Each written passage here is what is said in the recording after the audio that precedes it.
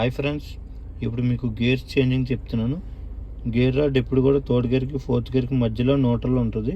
ఈ న్యూట్రల్ నుంచి ఫస్ట్ గేర్కి రావాలంటే లెఫ్ట్కి వచ్చి ముందుకేస్తే ఫస్ట్ గేర్ పడుతుంది.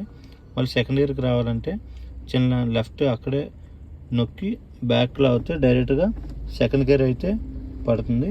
సెకండ్ గేర్ నుంచి మళ్ళీ చిన్న లెఫ్ట్ పుష్ చేసి ఇలా గేర్ రాడ్ సెంటర్ అయ్యాక ఫ్రీగా రిలీజ్ గేర్ రాడ్ని వదిలితే న్యూట్రల్ అవుతుంది ఆటోమేటిక్గా.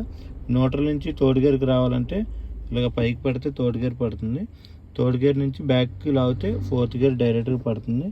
ఫోర్త్ గేర్ నుంచి మళ్ళీ న్యూట్రల్ చేసి ఫుల్గా రైట్కి వచ్చి ముందుకేస్తే ఫిఫ్త్ గేర్ పడుతుంది. ఫిఫ్త్ గేర్ నుంచి బ్యాక్ లాగితే రివర్స్ గేర్ అయితే పడదు.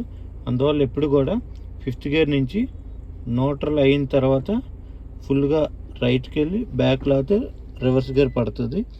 ఈ విధంగా